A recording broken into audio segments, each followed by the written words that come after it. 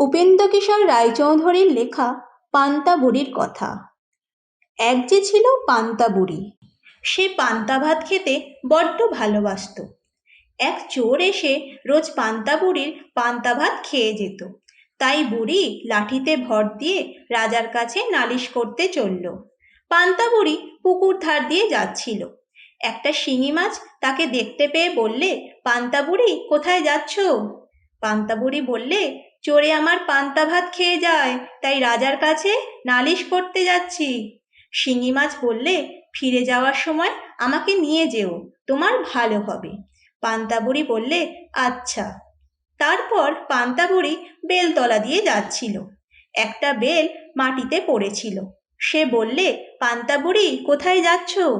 পান্তা বুড়ি বললে, চোরে আমার পান্তা ভাত খেয়ে যায়, তাই রাজার কাছে নালিশ করতে যাচ্ছি। বেল বললে, ফিরে যাওয়ার সময় আমাকে নিয়ে যেও, তোমার ভালো হবে।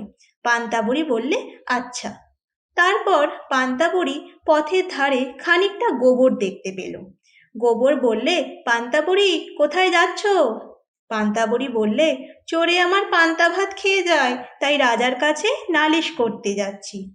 গোবর বললে, ফিরে যাওয়ার সময় আমাকে নিয়ে যেও, তোমার ভালো হবে। পান্তা বুড়ি বললে, আচ্ছা।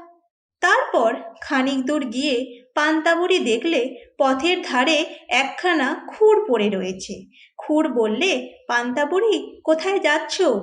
পান্তা বুড়ি বললে, চোরে আমার পান্তা ভাত খেয়ে যায়, তাই রাজার কাছে নালিশ করতে যাচ্ছি। খুর বললে, ফিরে যাওয়ার সময় আমাকে সঙ্গে নিও, তোমার ভালো হবে।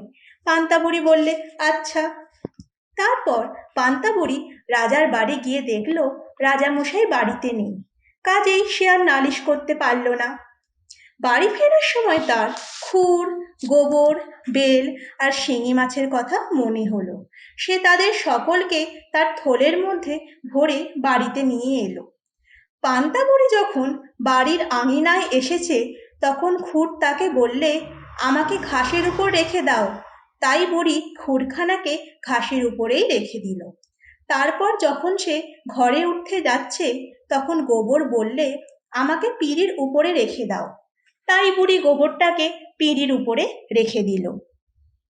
বুড়ি যখন ঘরে ঢুকলো, তখন বেল বললে, আমাকে উনুনের ভিতরে রাখো। শুনে বুড়ি তাই করল। শেষে শিঙি মাছ বললে, আমাকে তোমার পান্তা ভাতের ভিতরে রাখো।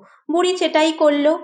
তারপর রাত হলে বুড়ি রান্না খাওয়া সেরে ঘুমিয়ে পড়ল।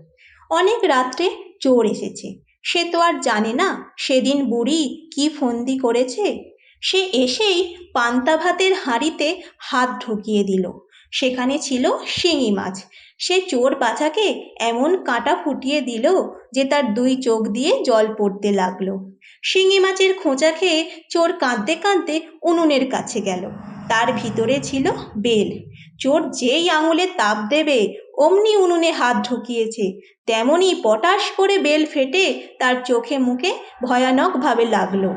তখন সে ব্যথা আর ভয়ে পাগলের মতো হয়ে গেল। যেই ঘর থেকে ছুটে বেরোবে অমনি সে গোবরে পা দিয়ে ধপাস করে হড়কে পড়ল সেই গোবরের উপরেই। তারপর গোবর লেগে ভূত হয়ে ব্যাটা গিয়েছে ঘাসে পা মুছতে। সেখানে ছিল খুর, তাতে ভয়ানক কেটে গেল। তাতে আর ও মা গো গেলুম গো বলে না চেঁচিয়ে বাছা যায় কোথায়। তা শুনে পাড়ার লোক ছুটে এসে বললে, এই ব্যাটা চোর, ধর ব্যাটাকে, মার ব্যাটাকে, কান ছিঁড়ে ফেল। তারপরেই হলো চোরের আসল সাজা।